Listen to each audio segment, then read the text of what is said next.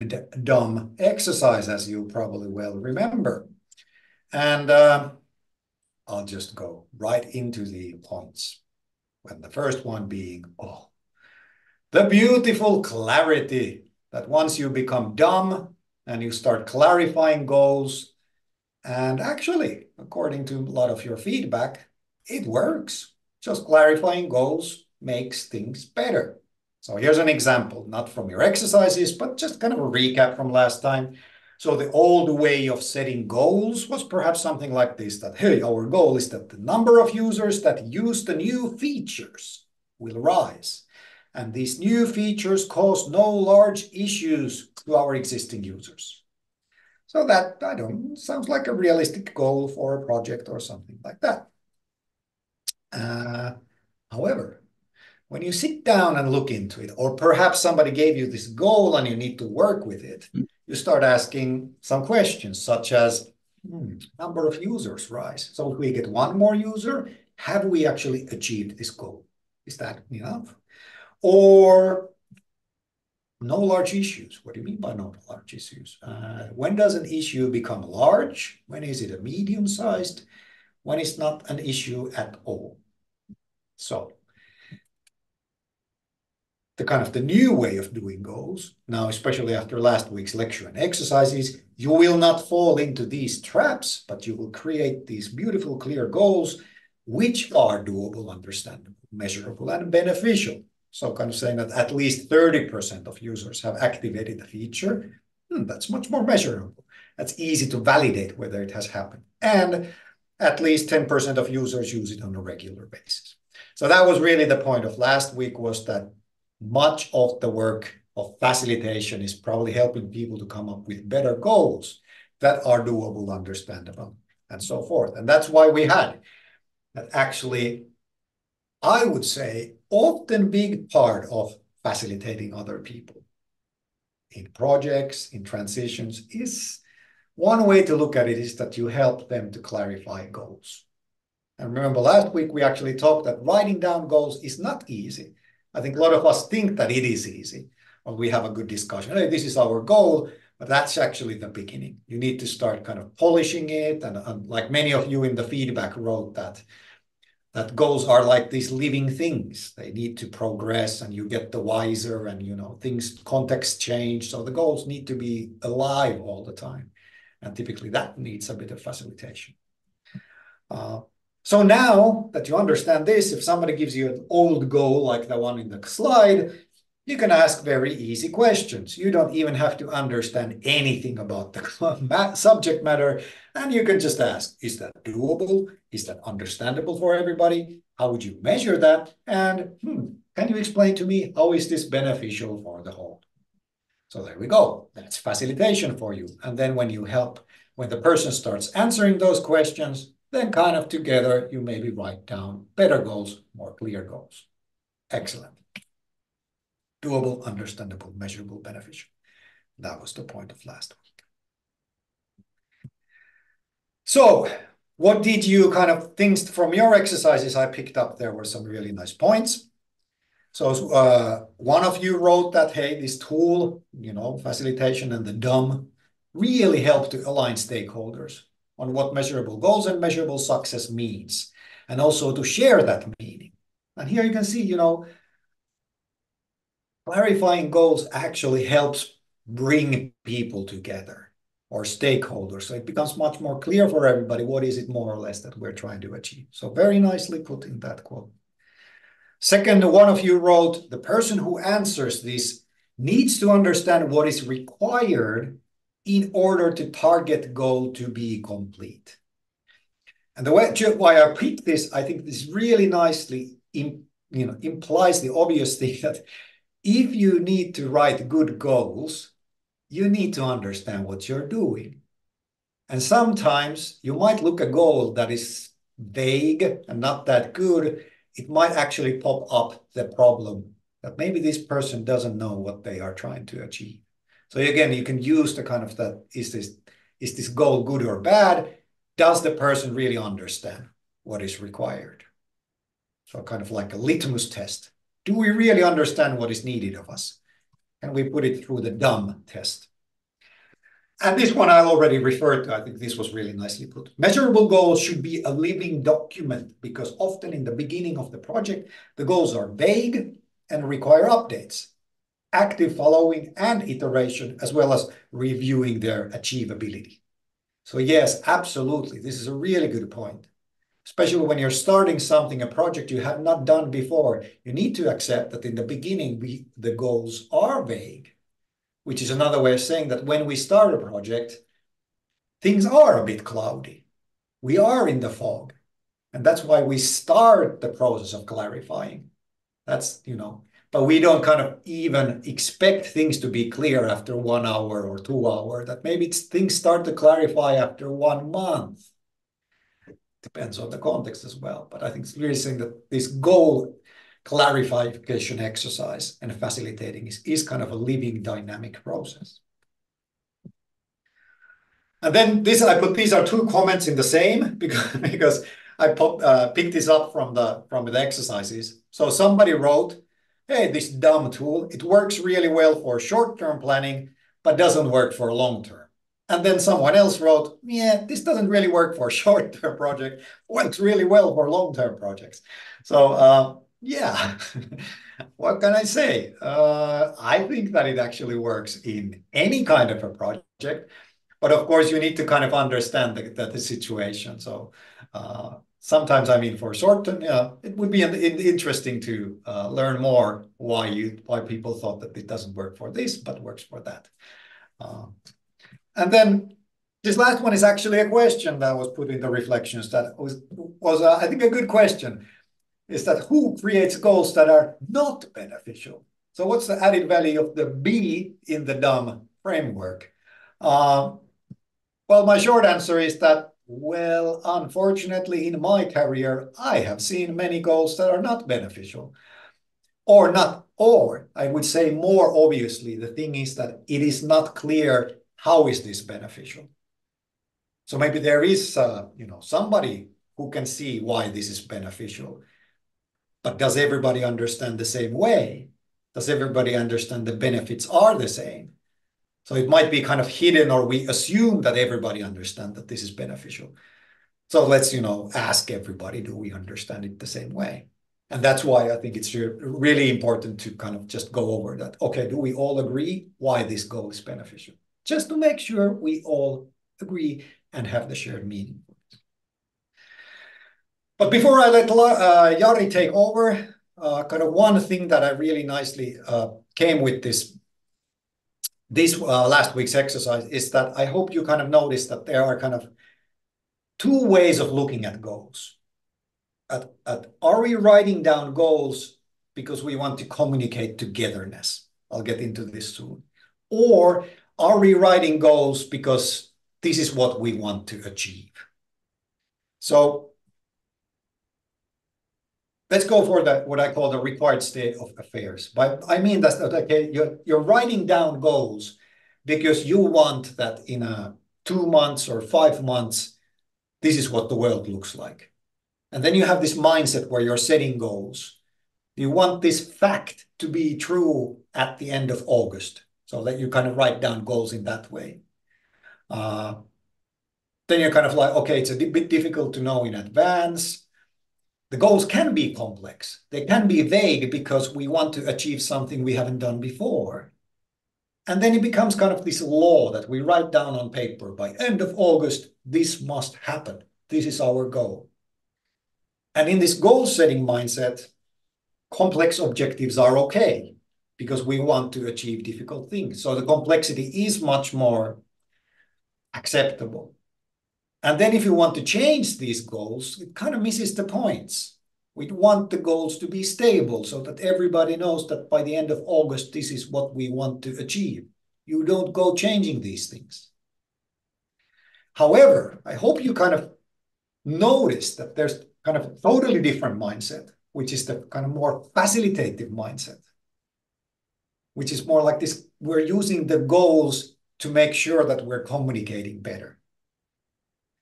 So we're writing down goals just to make sure that all the stakeholders understand and, are on the same page. We're doing a lot of reification participation. we're setting a vision for people to start going. Many people start going towards the same vision. They should be understandable because this is more of a communication exercise. The goals are tools to communicate better, and they do evolve in time, which means kind of the opposite from the goal setting mindset is that we actually don't want complex goals. We want clear goals that are understandable because now we're setting goals to have better communication. And then kind of changing the goals and the objectives is the whole point because we want to do a dialogue. We want to get people's feedback, raise verification, participation. So the goals are changing all the time. And now I hope that when you did this exercise, you were kind of wondering, or now maybe becomes clear that there are these two different perspectives. Are we writing down what we want the state of affairs to be? Or are we writing down goals just to clarify things, to be better communicators? And as facilitators, kind of the first question when you start doing this is that, hey, does everybody agree? What are we doing here? Are we doing this exercise to clarify our communication? Or are we doing this exercise so that we can actually set very clear goals that we want to be achieved? And they are slightly different things. And hard to say which is more important. And definitely you need to kind of achieve both. And then lastly, kind of the final point about the DAM was obvious that the measurability is a bit challenging. And that really came up really nicely. And here's kind of a take for you that why the M is difficult. Because the measurability, of course, means that somebody needs to be saying whether something is true or not. And it is difficult because that's probably where the change needs to happen. Change in people's processes, change in people's thinking, decision-making, maybe the technical infrastructure needs to change in the objectives. And then again, kind of as a facilitator, this means, or if we put the previous slide, is that when you start asking for the M, when you start asking that, how is this measurable? How do you know if you have achieved this or not? Then you are actually, you're asking questions about these things because these might have to change. Accountability, who is accountable for these? You might be asking that, are we ready that somebody is wrong? Are you ready to put yourself in a situation that you are wrong? Are you actually, when you're asking for measurability, is there a problem that people rely too much on their gut feeling, or they rely too much on data, and so forth and so forth? So actually asking this question might go into some very deep root problems or challenges. And that's the point, of course. That's what you want to surface. That's what you want to get. Good. I took a little bit extra time. Sorry, Jari. No problem. But now, stage is yours. That was last week. Thank you. Any questions or anything, just put in the chat while Jari takes over the presentation.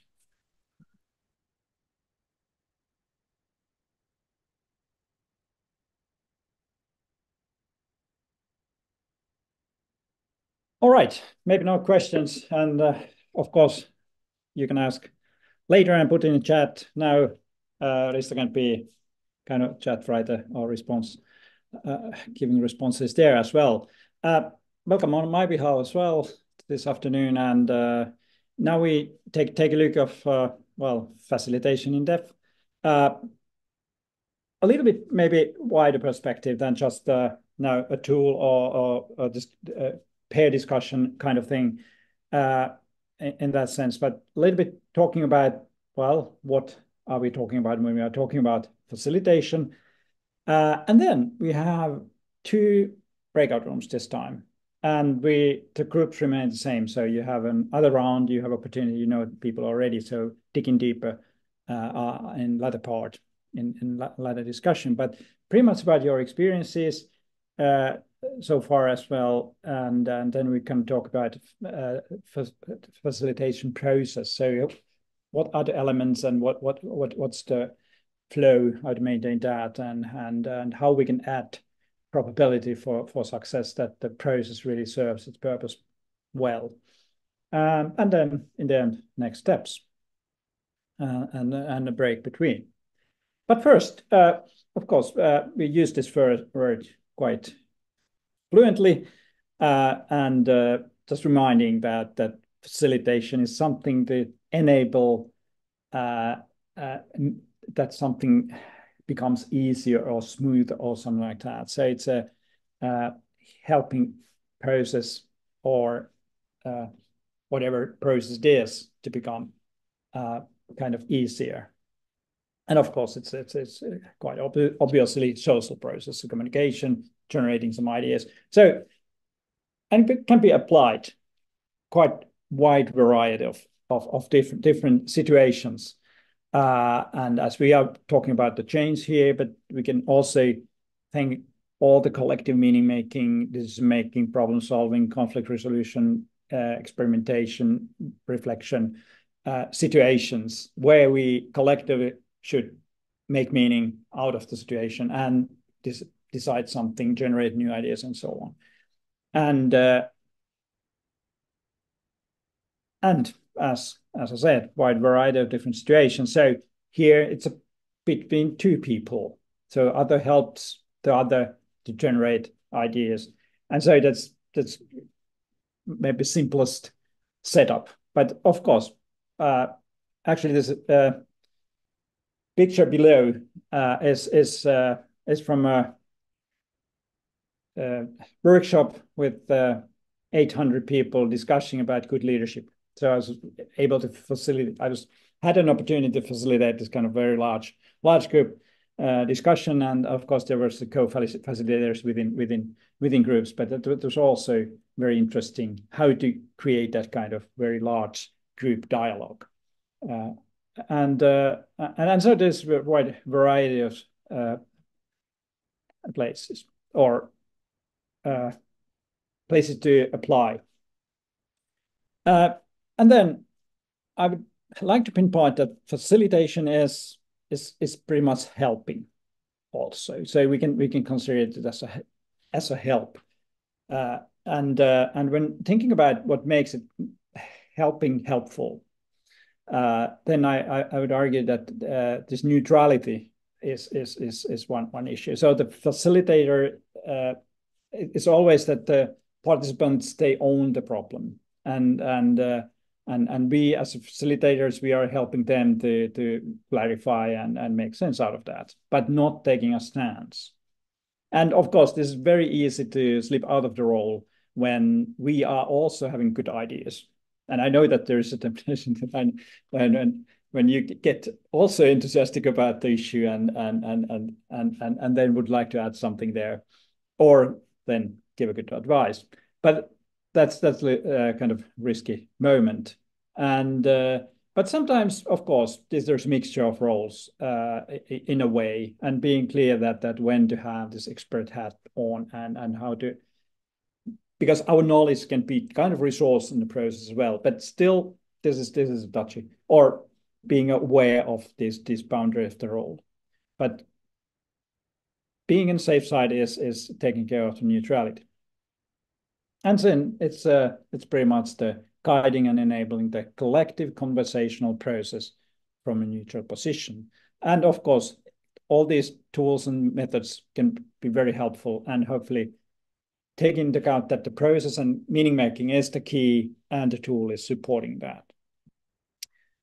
And then, of course, related concepts, we are all quite well. I believe that we are in working life at least quite familiar with the different concepts like coaching, mentoring, counseling, process consultation, and I would say that teaching is a kind of very facilitative process as well, quite often, and then of course talking about leadership, that's this kind of facilitative way is or coaching style is a good good and impactful kind of role. But of course, there we don't have a neutral role as a leader or as a teacher either, because it's a kind of authority role. But so in facilitation, it's kind of equal, but beside, not above or below. But when now it's take the time for our first breakout room discussion, and I'd like you to have a conversation. What do you think now, based on your experience, understanding what makes facilitation successful? What are the kind of ingredients or elements that make it successful or add probability for success? So have a round, introduce yourself if needed, and share your views, and produce some reification, some list. And we take 10 minutes here, so it's a quick round. I know that it's pretty short, but let's have a good general discussion. And you have learned already this. And now, if you go to the breakout room, keep camera open. It's really appreciative to others, and be part of the process. So, Annika, could we put people in groups? It's ready, and I'll open the rooms now. Okay, have a good conversations.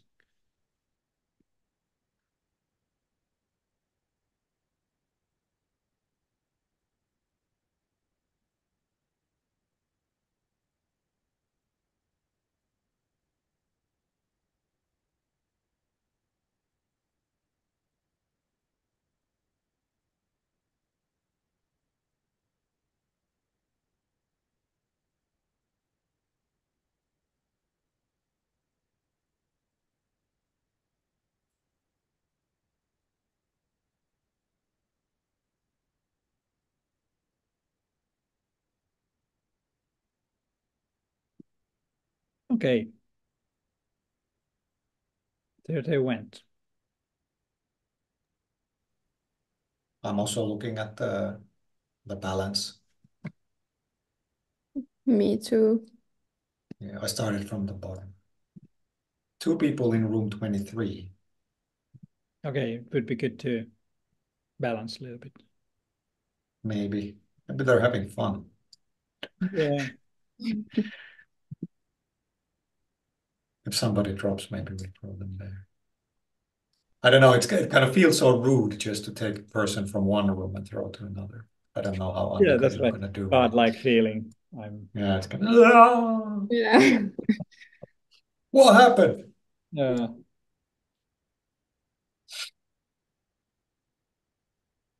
Some rooms have 5. Yep. Should we crash the party and just go to room 23? How's it going, guys?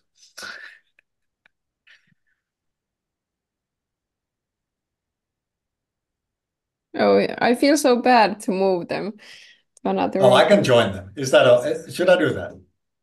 Yeah. Okay, I'll go and check it out. Cool.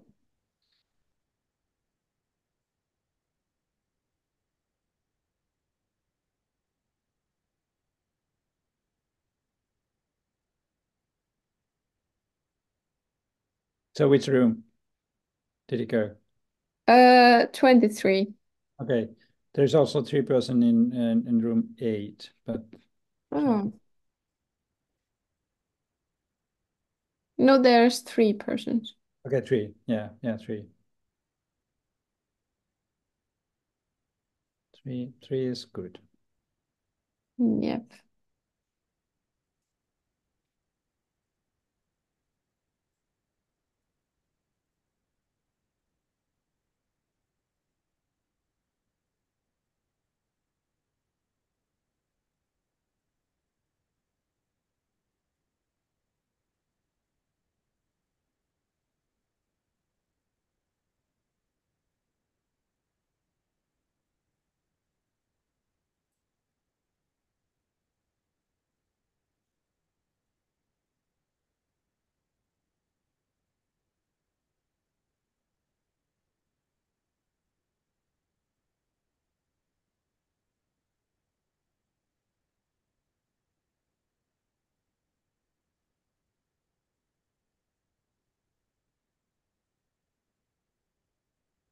One of the big things was like having like a clear framework which guides the process, like how to collect information, how to choose something, how to then prioritize what you've decided on, is like really important to make sure everything is flowing properly. Another thing we discussed was like inviting the right people, Mm. um, who like, you know, need to be there, but then also like making sure that you're inviting kind of like a varied selection of people. So it's not everybody who has like the same like maybe background or same way of thinking. Mhm.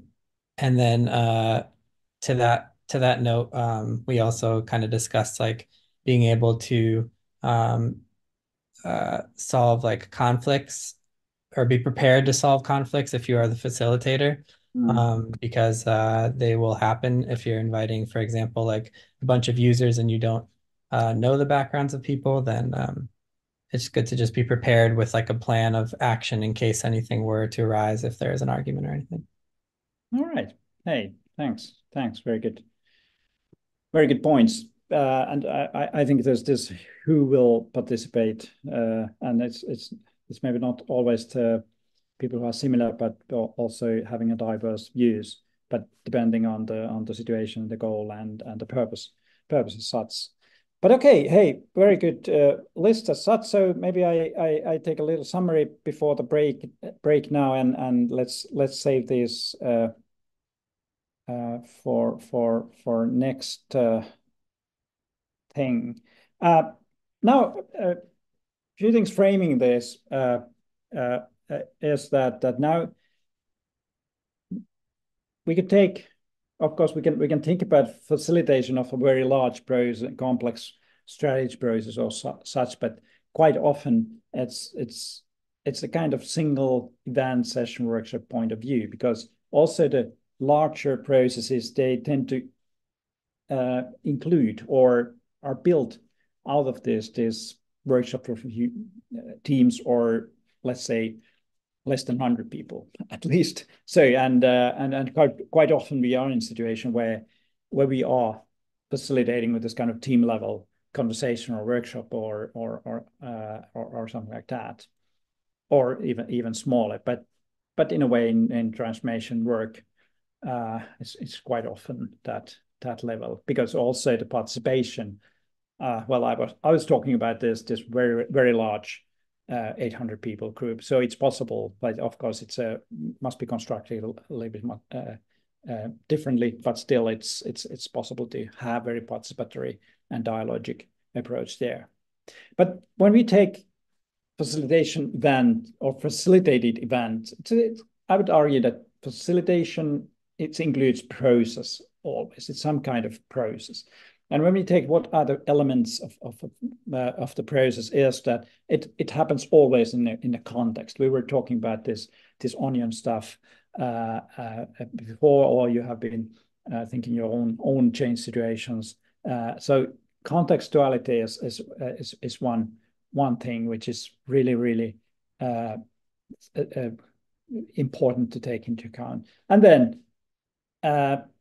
in working life, when we're having something, we must have a purpose and name. So why we're doing it, and as you stated as well in your lists, so that there is a purpose and aims why, and then elements are the participants, as you stated as well, that who should be included in at this to this workshop, this event, and maybe who's not, and how to choose that, who are relevant participants. And then what's the right, in this purpose, what are the methods, tools, approaches to be applied? So how we work, and what we call this working, because quite often it can be called something else than facilitation. It can be process consulting, it can be transformation work or something like that, which we facilitate. And then, of course, we as facilitators, we are part of the process. We are not outside, we are within always. So that's important. And finally, there's some, when there's aims, there's also that we achieve something, so concrete outcomes and also what comes out is the experience. And I will talk about this experiential stuff a bit more, or this combination. So Risto introduced this reification, participation, negotiation process or cycle, and I will add something here, or take another view, a little bit other words. So I would say that reification, so some kind of artifact documentation is, we can say that, okay, it represents the outcome. So what we produced, what we generated, and of course we have to document it somehow. Maybe the outcomes, people have different ideas and so on, but what's collectively produced is this one part. But then other part is this, what participation costs. We can call it experience. And this negotiation, I'd like to use word meaning making more. That and now I would say that balancing these two, so outcomes and experiences, is important. Having both views, as Risto mentioned last time, that there can be a kind of bias that we emphasize other part in the cost of other too much, or and then it's maybe end game is not so successful. But when talking about outcomes and experience, we could say that this participation is creating a lived experience. That's truly, and the social experience that we talk to each other, we encounter each other, and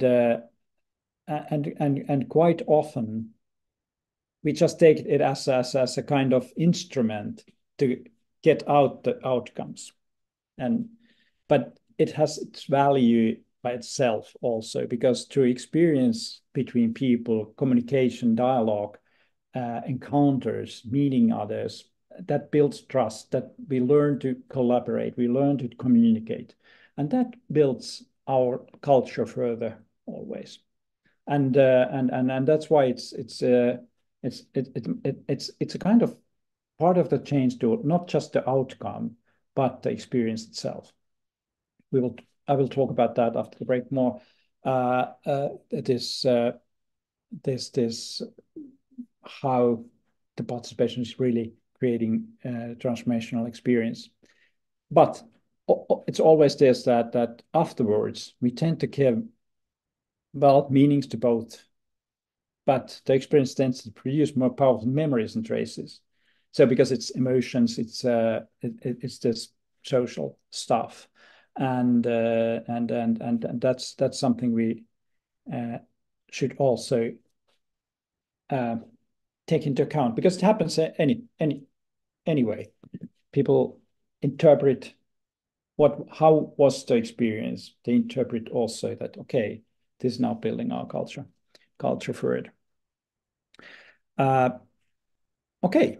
Risto, do you have anything to add at this stage?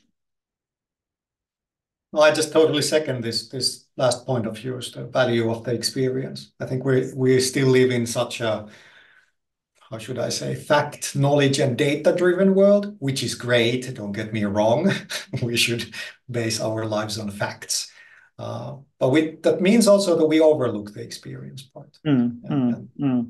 That's just, if we want to get things done, we need to engage people also on multiple levels. Yeah. And it's a very good point. Yeah, and maybe I have a biased lenses here to take a look, because I'm very interested in this relationality of our work, our being in this world, that is always happening in relations, and those relations we build throughout those encounters and interactions. We build those relations further, but we also make meanings further about the world, and in the end of the day, that's really is something that carry on and we create fundaments where we can have a good conversations about the facts. But this is a kind of balancing thing, but they both are there. And of course we can talk about leadership and management, which is better. No, we need both. It's a package which is together. And I think it's very, very comparable also in this situation when we talk about the change. And maybe when now talking about AI and future talent competencies needed, somehow this stuff, this social stuff, keep up climbing to high on the list as such. But okay, I guess it's now time for our break. Let's take 5 minute break as before, and we will continue then to dig deeper in this. Thanks for this first part.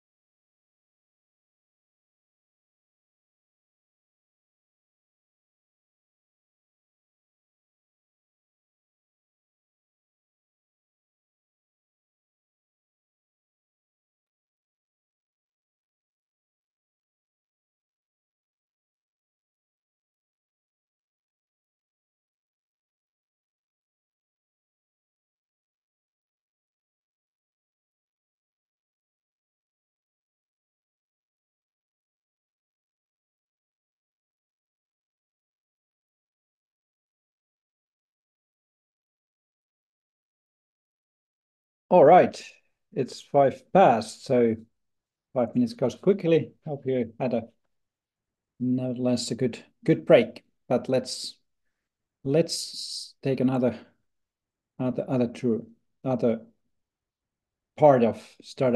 this session.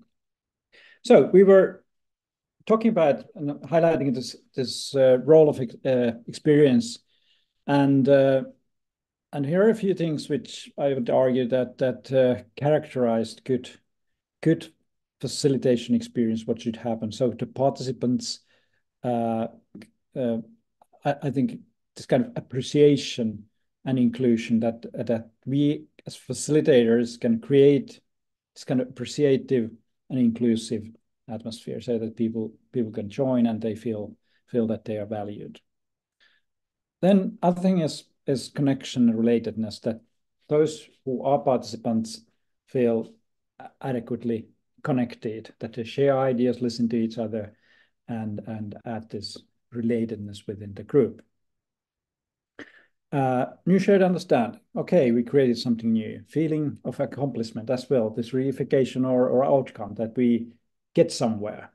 So I think that's also creating good experience as well. Then meaningfulness, that this topic we're talking is meaningful, that it's to the point, it's not something hand-waving idea, but it's really a real stuff we are talking about. Then again, I think in this kind of transformational or change or facilitated process, it can happen that people feel more emancipated or even empowered, that we are now more able or capable doing stuff. And this adding this kind of self-efficacy feeling that we can talk about these issues and we can generate new ideas. So it's again this experience together. And of course, then when there's moments of confusion, we are stuck, or there is maybe some tensions as well between ideas and people. So how to maintain supportive and safe environment atmosphere in this situation. Of course, for facilitators, so those are the moments that are, of course, challenging, but at most important. And then, of course, if the people are after the workshop, they are really willingness to continue. There's willingness to continue that we discuss after that. We continue discussing even. So for teacher, I think it's really rewarding when you notice that the students really continue the topic of the lecture during the lunch. Okay, that has happened. So and something creating that kind of course, it's a very, let's say, ideal situation that there's this kind of energy generated, that people feel that this is really a good stuff. And now how to somehow add probability that this kind of things could happen, so that the experience is something good, and we can say that now we were successful in this was adding value. This are what we worked on, and so.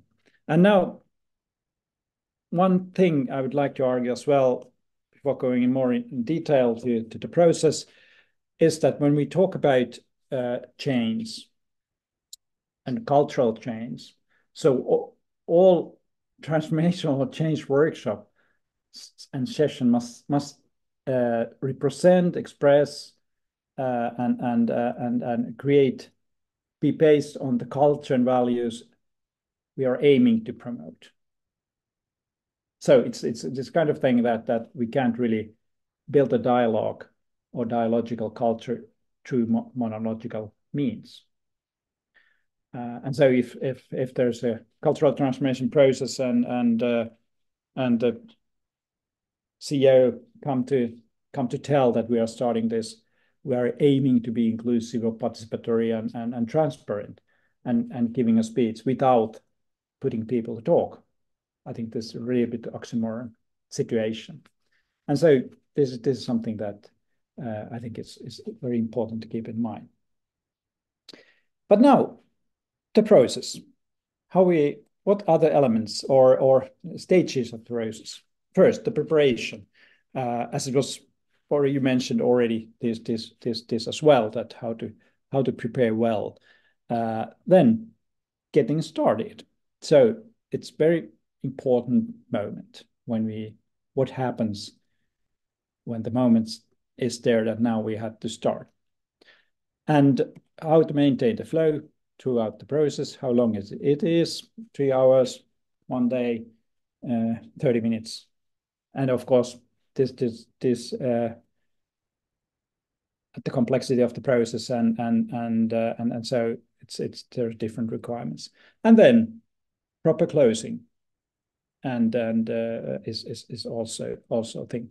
And I will now go a little bit more in detail what other issues in preparation and other stages as well. But the first thing is it was this context what we are that it happens always in a context. So maybe it's our own organization or we go to a client organization. Then it's always unique situation, and we should be aware about the situation. If somebody's ordering us to do it, we can ask and discuss why the session, what is the situation in a way. If it's is this now kind of innovation workshop to generate new ideas, or is it more that we have to discuss about our change needs, and there is of course different tensions, different feelings, and who are the owner of the process? What are the expectations? Maybe there are some dependencies. And having adequate knowledge about the situation and the context is one. Then, of course, as you mentioned as well, that the participants who are coming, why these people, should there be someone else, and so forth. And what are their situation? Maybe pre-experience, pre-knowledge, expectation, how we give information, how we invite them, who invites, and who owns, because it's not, sometimes it's the consultant do this stuff, but I think it's always the leader or the owner who should do this, but discussing together before. And then ourselves, what's our pre-assumptions, expectations, maybe worries, how to be prepared so that we are adequately resourceful and can take time to be present. So methods and process. So what's the proper kind of toolbox or how we plan the process, design the process. So what's the flow, stages, rhythm, breaks, critical moments. Of course, it's kind of design is always kind of hypothetical, but having this kind of what ifs that we have prepared that, okay, now I'm planning to do it this way, but if this part takes more time, then I can skip that part. And the participants is no need to know. It's our plan. But when having a flexibility and options in mind, then we can in a situation quite easily to choose and change the basic idea. And of course, it's our hypothesis how we really, through social process, conversational process, or this kind of using tools, can get to aim or those targets out, and also designing the aimed experience. So what is the idea that if I want to create a good dialogue, how I'm doing that, or facilitate or support.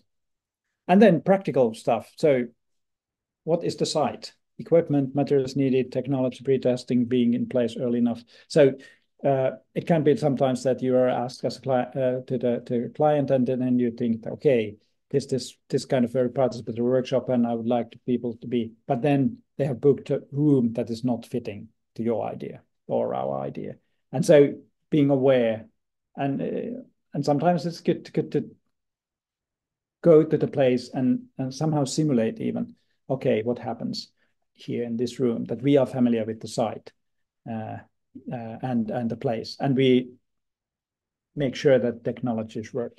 Because sometimes you have a Mac, Apple, and then there's misfitting with the computer system of the client still happening, and then we lose some moments in the beginning. But the preparation, of course, now this is a long list and so on, and how to apply this in certain situations, but being aware and having a good pre-knowledge, informing participants, and also being aware of having own hypotheses and design of the process, and also the options in mind. And then getting started, setting up the stage, building trust and connection. And this is a moment which we are very busy and hurry and concerned to start talking about the topic. And I would really emphasize you to have a good start and taking adequate time for starting, meaning that we build connection and we become present, and we make a deal that what are we kind of introduction warm-up, so noticing others, becoming also, I think it is very, very useful to share something personal, maybe something positive as well. What happened this morning, how I'm feeling. Maybe not the small talk stuff, but introducing each other in a way that people hear good stuff from each other. But then, very important, why are we here? What's our aim? How we understand that? And then also agreeing the ways of working. What are our methods, values, principles, how we work, and making deal about that. And this is creating this collective square one. And then roles and boundaries, code of conduct, safe space. Maybe all these things should be discussed as well. And also because there could be a different expectation. What's the role of facilitator, for example, and what do we call this workshop together? And when we were talking about these lenses, how we interpret stuff, that's happening all the time, that we tend to have a different views, different understanding. And then also, I think it's good to ask what's the previous knowledge experience about the issue, because it's also that, okay, have you had, because now we are trying this kind of new tool, what kind of experience you are having before, and because it's always respectful to connect that and appreciate that knowledge people are already having, even if we are experts or we know things, but people have always experience and knowledge as well, and connecting that creates a good kind of vibe, but also that the participants can connect and utilize their own previous experience. And then how what we are doing is connected to strategy or what are the dependencies and so on. So how this is connected, and why is also the why question in that sense. Okay, but then when we start working, then we have to maintain the flow and keep up the rhythm, action, pauses that we have, and it can be, of course, depending on the way of working. If we have a lot of action points, or we have this kind of action-based methods, that also is different when having just conversational methods. But it's good to have this how to keep up the rhythm and how to see when to have a pauses and when to have action. And then taking care that people have not marginalized themselves, but are involved and included in a good way. So meaning that somebody can be more passive observer in some point, and that's fine.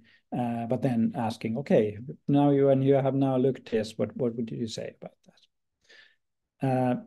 And then sensitive with concerns and issues of interest, because sometimes we have certain topics to discuss, but then during the workshop it pop up something that is concerning or in people's mind, and reserving that that moment they might. And then it could be, if it's possible, tend to shift a little bit. Okay, let's talk about that as well, or how we should now take this issue that it's not disturbing our work, because of course we have a certain aim and purpose for the workshop, but if there's things that bothering, then it can really prevent us to work properly.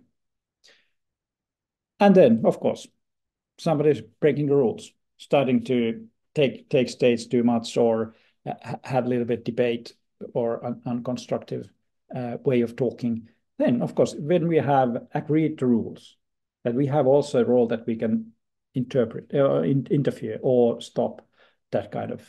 Okay, now I just remind our rules that we agreed on having this kind of appreciative stance, and maybe we are now just spanning that boundary now too much. But how to do that in a constructive and a good way is of course our skill, and some of us are quite natural in that, but that's something that we can learn as well. And those are the kind of touchy issues sometimes. But then, okay, there can be a getting stuck and how to help participants to move forward. This also somehow can be thought before, that what might be the issue, what are the kind of moments of that are difficult. And then this emotional energy which we created, how we can channel that to serve the purpose. Because sometimes there's frustration, agony, as well as enthusiasm and joy. So, and hearing that, okay, we are stuck, we are in a circle and so on. So, and that's sometimes good to stop and then talk about a little bit this. Okay, how does it feel? And then, okay, what's next step? And then it's hopefully in this kind of change situations, not just the team, but the team leader or the organization leaders are involved as participants. And we as facilitators, we are kind of leaders of or supporting the show, that we can enable leaders to participate, but also support their role in a good way. And then when we are in change situation, or of course there's this worries about, am I competent here now, that am I losing my ground competence, it's not needed anymore, or something like that. But I think it's in all processes, people should have a feeling that I'm a competent participant, that I can.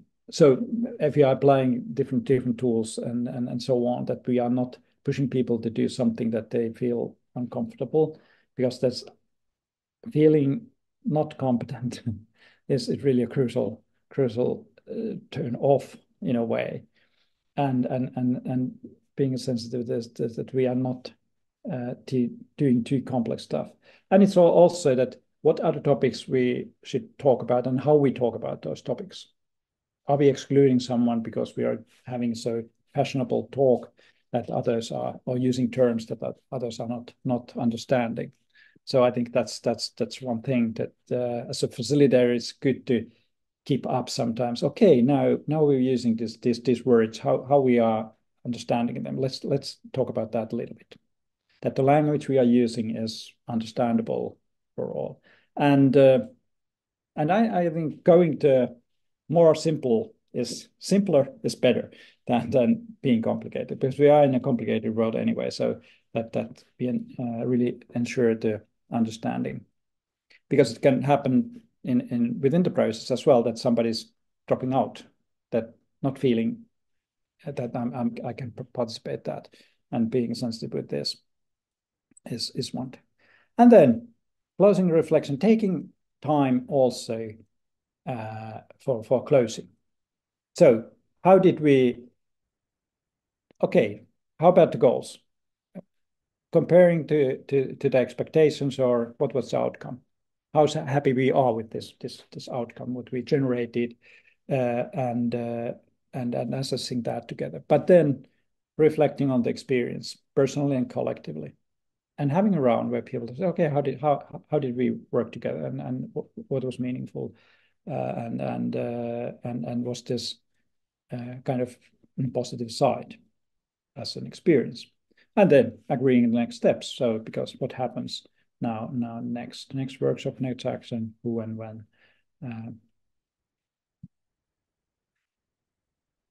Okay. So these are the kind of, if you take a process, there's a preparation, starting properly, maintaining the flow, and then closing appropriately, that there is a reflection assessment, and then agreeing what happens next. So quite generic, and of course, depending on the complexity of the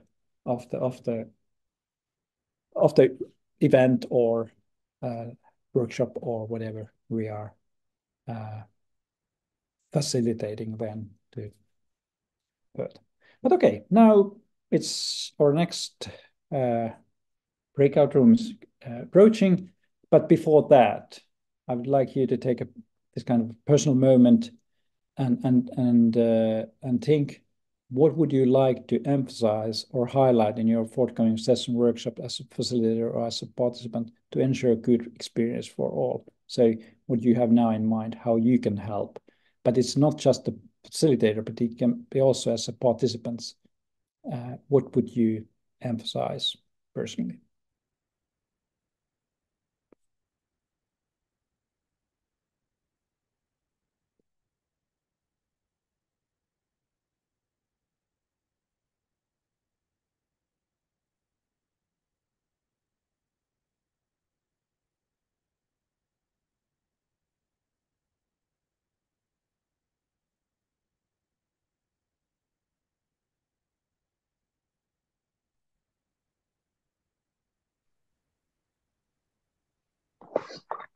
Do we need to keep quiet, or is it possible to share some idea?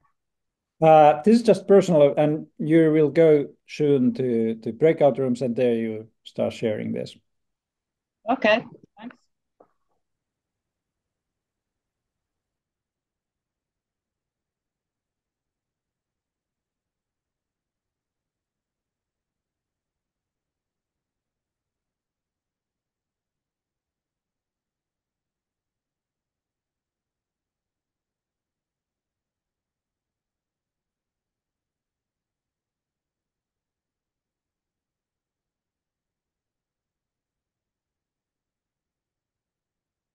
Okay, maybe you have already some preliminary ideas or first ideas generated.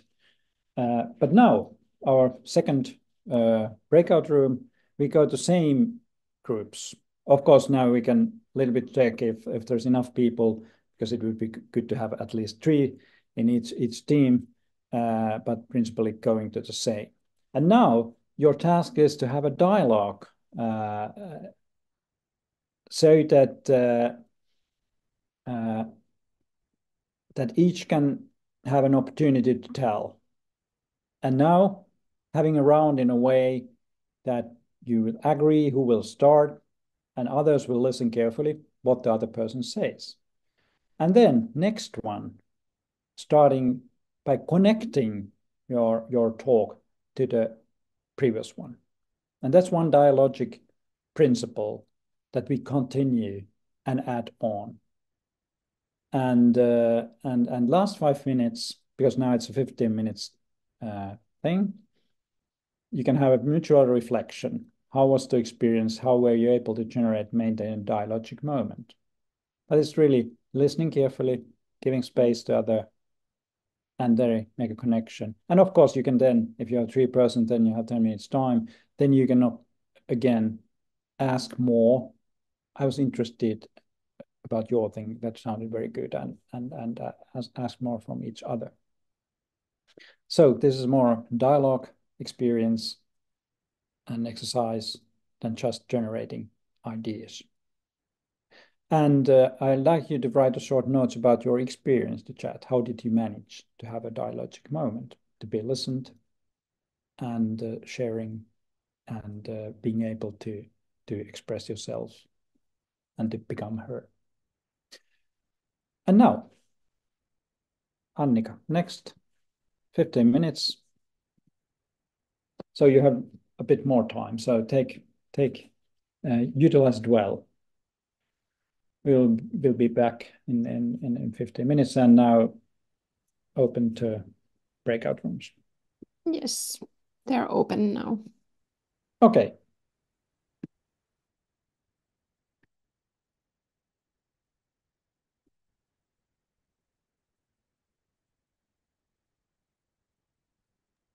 And I see a lot of people unassigned. So if you remember which room you were in the last time, since I see like familiar names that were in the breakout rooms last time, send a message which room you want to be thrown into. And I remember some names that came to the lecture during the last breakout room. So I'll assign you to. Yes, please. Because it happens if you sign out from the Zoom, then you also drop out from the breakout room. And that's why it's a longer list now, unassigned. So please express that you want to go somewhere, because then we can put you some room where there is maybe fewer persons. Annika, I already started moving the lone people into rooms. Okay, yeah. So if I start from room 28 upwards, then yep.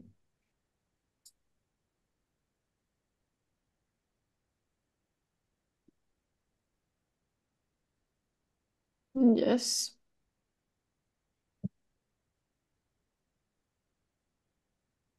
And in room 23, there's 6 persons. Interesting. Very interesting, since last time there were only 2. And there are 3, 6. Okay. No, 23 has 3 people. Jeez, yeah. Yeah, because you need to click it open to see. Okay, Risto was there before. Yeah. Hey, yeah. Hey. Yep. One comment. I am about to start driving to visit the dentist.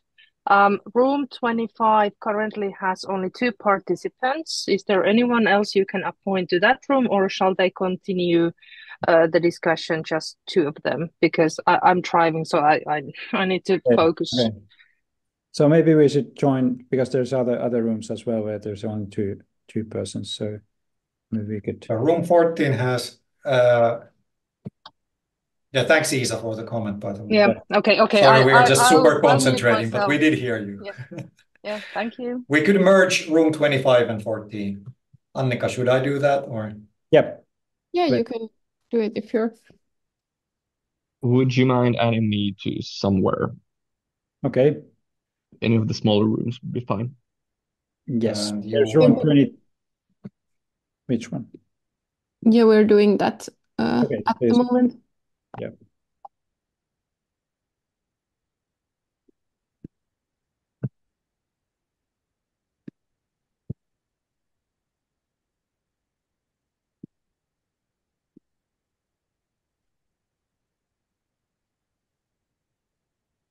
Okay, no more 2 people rooms as far as I know.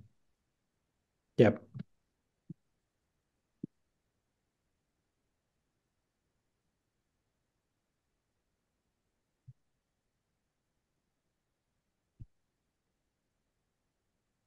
While you were lecturing, Jari, I took all the comments from the previous breakout room and put them into ChatGPT.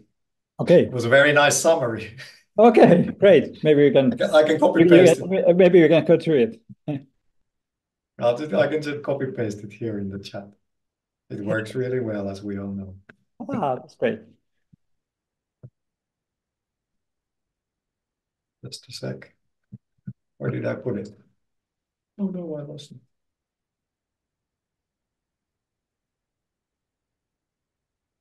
Oh, I did probably lose it. Okay, is it there already? No, I clicked accidentally, that window closed.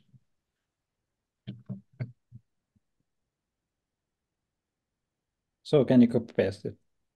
Just wait, patience, Okay, my wait. friend. Yeah. I'm so eager to hear, see.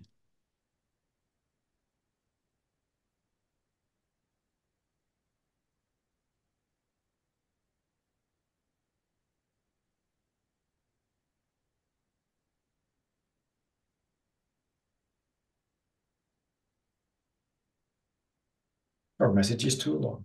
Okay, Okay. just a second.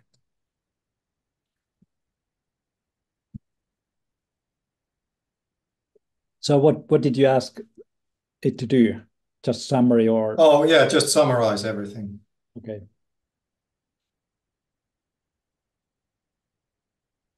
Oh, it's doing funky things.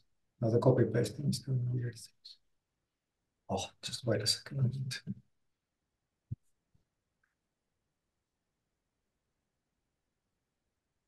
I need to do a little bit styling.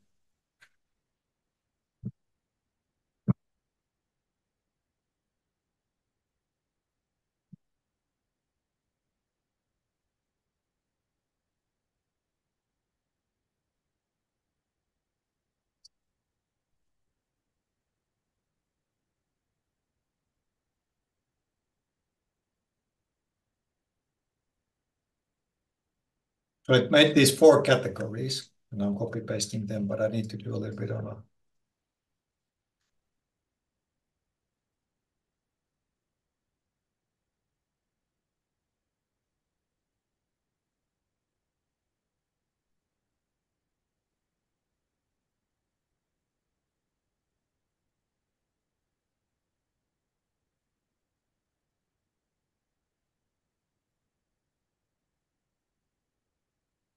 Wasn't too far from what you just lectured.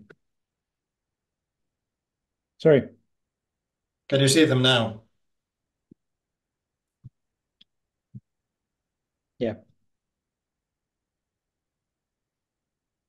This is great. Yeah, it is. This is fabulous. Oh, that's the last one. And this is now the real tool for facilitation sessions as well.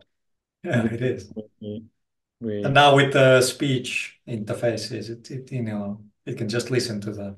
yeah. Crazy.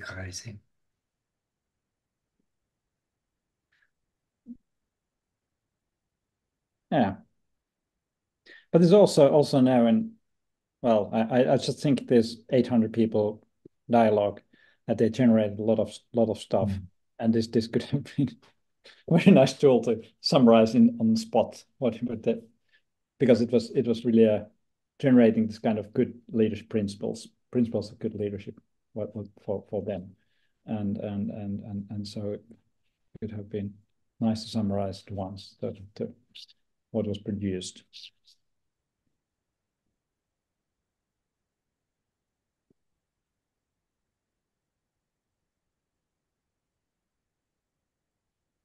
There's always, I don't know, we didn't talk much about the very first thing we always talk in this course is the neutrality of the facilitators.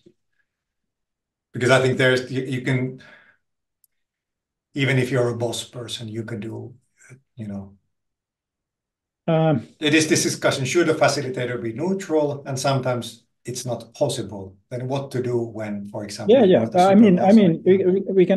We can of course facilitate, but we understand that it's a little bit different. And of course, when the boss person can be also to be not with an old team, but with someone else. But of course, you can, in a way, act in that role. But we do that as teachers as well.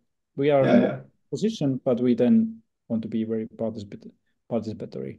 And I think then it nicely puts that it's all about being transparent about the hierarchies and power relations. Indeed. And make a deal. Okay, let's work like this now. I would like you to, and blah blah. And so I think it's of course, and we can call it leadership also, that it's applying this, because it's really a lot of analogy here, in that sense that it's kind of helping as well as to understand or generate ideas and get people to talk to each other and together, and so that can be called good leadership as well, or let's say impactful or influential.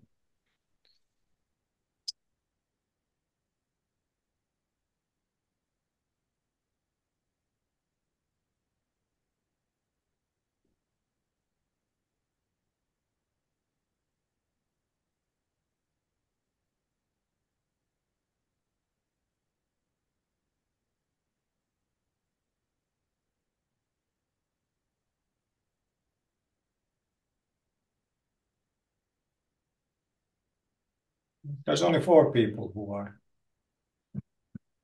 Yes, and Isa just mentioned Isa is going to the dentist. She's driving. That's very good. Yeah, that's very good. That's great. Very good. Yeah, very enjoyable moments, I would say. Okay. You're hanging on.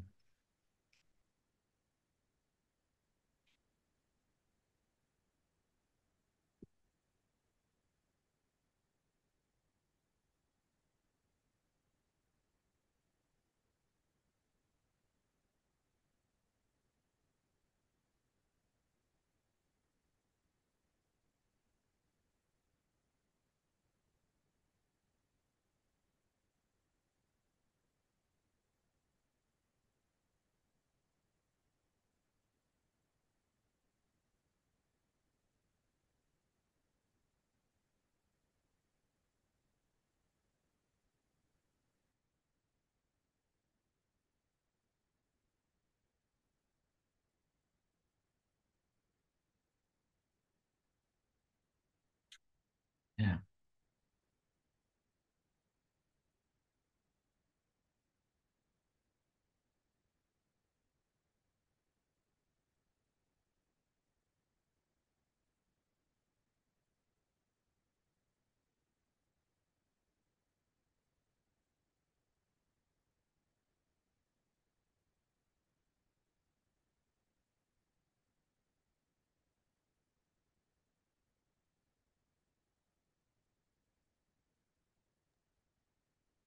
It was actually fun to be in one of the breakout rooms because you can see the screen.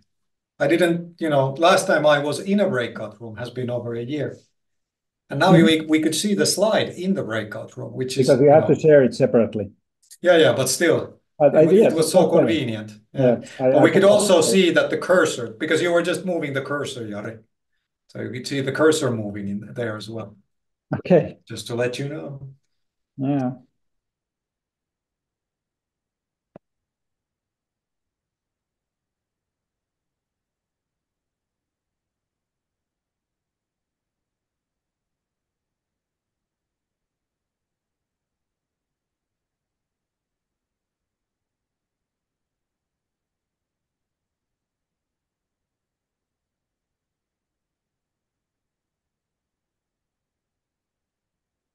We should actually try the new Chat GPT 4.0, the one that has the voice interface. And just, what if we just put our lectures into there and then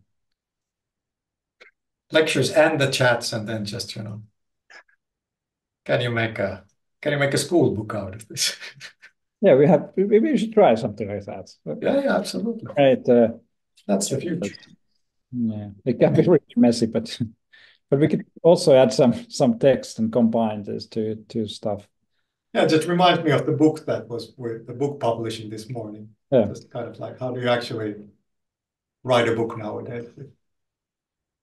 It's recording the conversations and the texts and then just.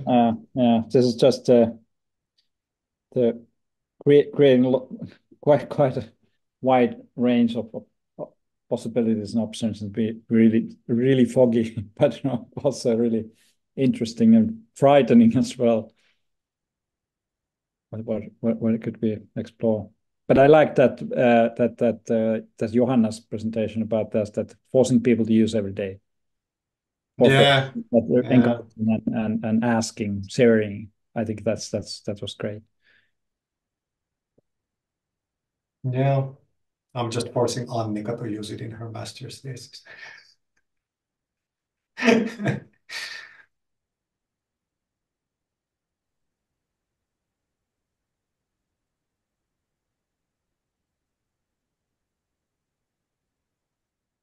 Okay, someone maybe came back already. 15 seconds.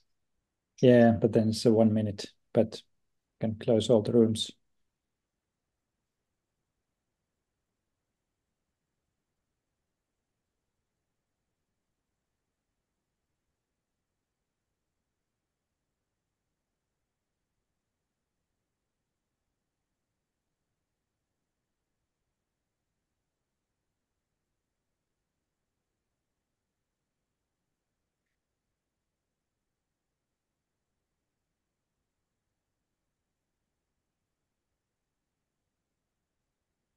Okay, 50 seconds. And people are back.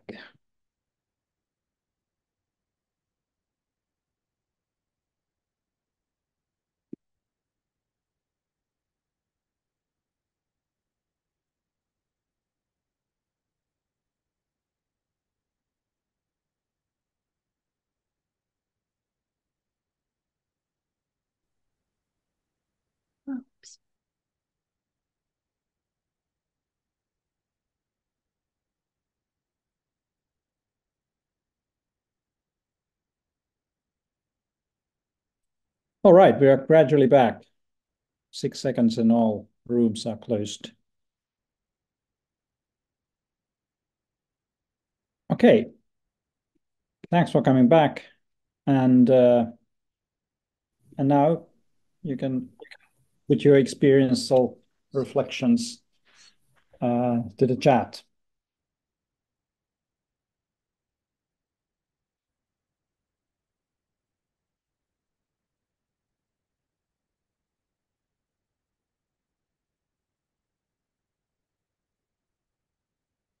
Okay, now again, I would like to ask someone to share. Of course, there were, as I'm reading, a little bit confusing experience as Ulrika is writing, and then Sophia is writing a really nice exercise that created common points where to come back to. And so, what about Sophia? Would you like to share group number 14, a little bit about your experience? How was it? Hello. We had a really nice experience. I think that the kind of, even though sometimes it can feel a little bit glued on top to give this kind of prompt that, okay, now everyone remember to comment on the other person's comment and so on, but it still kind of orientates the mind to kind of be on the same side and kind of together in the situation and therefore like build the shared understanding through the discussion, and also like make sure that everyone kind of acknowledges the other people differently, make sure to like encourage and compliment and so on and so forth while discussing. So I think it really worked for us. Okay, hey, great to hear.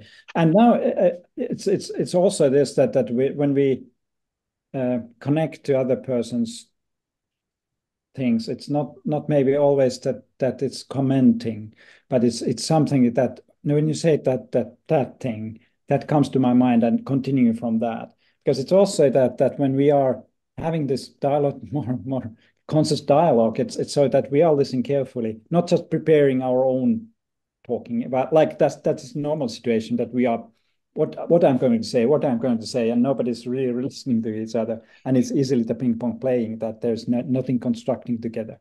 And this is a simple mechanism that we really listen to each other, and then okay, hey, let's continue from this. I can add that, and then this and this comes to my mind, and then we can build together. But it's also manifesting the connection. And then we concentrate more on listening and constructing together. And so that was one part of the exercise. But then, of course, asking more, it also enables us. Okay, I'm very interested when you said that. Could you tell more? And that way we can really connect and relate deeply. And that was hopefully a little bit happening also, because then it's also possible here in online session as we are doing it. But okay, thanks, Sophia, and let's now take another who had different experience wanting to share.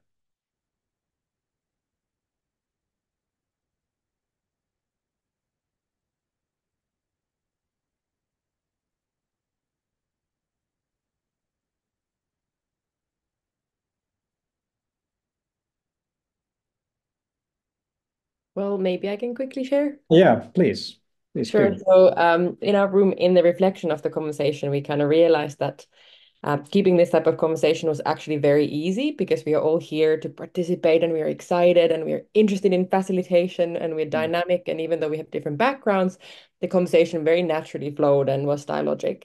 But then we kind of talked like actually taking this type of patterns us out of this environment could then be a real challenge because then people don't want to join and they don't want to be a dialogic kind of conversationalist. So in a way, we found that we didn't need any facilitation per se. But then outside, you actually then do need to have those tools of facilitation going of how do you make sure that the conversation keeps on going. So when you have a group of very like-minded people, facilitation kind of the need for that lessons. Yes. And maybe I acted here as a facilitator because I created this structure and give you instruction and you obeyed because we have this course context here, and so that was kind of, but nice to hear and good observations. And now when we think about this kind of dialogical methods, which are maybe not used so often, I think it's a good practice. And when it's always possible for people, I'd like you to invite you to try and probe this kind of conversation, and we give a little bit structure and creating rules because they are very simple stuff. But then when people position themselves as a listener and talker, and then we consciously listen. So I think that's very powerful experience in good way. So I really recommend also to take this into action. So and also you can structure in a way that there's one group talking, considering talking to each other and together, and others are listening. So this kind of aquarium kind of setup where you position people to really to listen while others are talking, and then you ask, "What did you hear?" And so varying this, because in a larger group, it can be really a lot of talk and not really progress. But structuring that way, it can really generate in a short moment good stuff and also create a good experience. All right. Hey, thanks for, and actually, if you didn't realize that there is now Risto's summary of your first breakout room discussion, and he utilized the ChatGPT to summarize. And if you just scroll up, you will find and what were your kind of recipe for successful facilitation? And I would say that's very professional list, to be honest. So that was very nice. Thanks, Risto. And we will of course save this. But again, now I think this in the future and maybe also now already, when we generate a lot of ideas, I think this AI tools are magnificent in a way, making summary and diverse views and very quickly. And maybe that's something that we had to use, and I think it's good to start practicing right away, and that's concern us most closely. But okay, now it's time to introduce your next exercise, and this is going to be a little bit different. And continuing from this dialogue experience, and it's a kind of reflective dialogue on your course experience so far. And the idea is that you will prepare personally making your personal recap on the course experience so far. If you go through now the exercises, the workshops, and make some notes. How was the experience? How have you worked? And how you experienced the workshops and the exercises.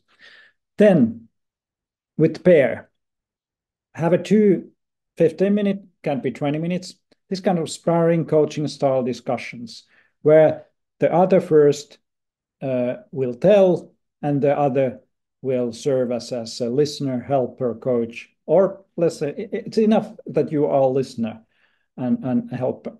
And so you can ask more questions and help the other to reflect on the course experience, what's meaningful, what has been so far good, how their own agency have been, how satisfied you have been your own participation and way of working on a course, what you have maybe learned so far. And so letting other to talk 15 minutes about the course experience. And then change role. And when we talk about coaching, it's coaching style more. So you don't have to be some deep stuff, but letting other to talk and taking that and then ask clarifying questions. As I say, as a coach, and then change roles, have another conversation, and now in the end, have a reflective discussion and share your experience.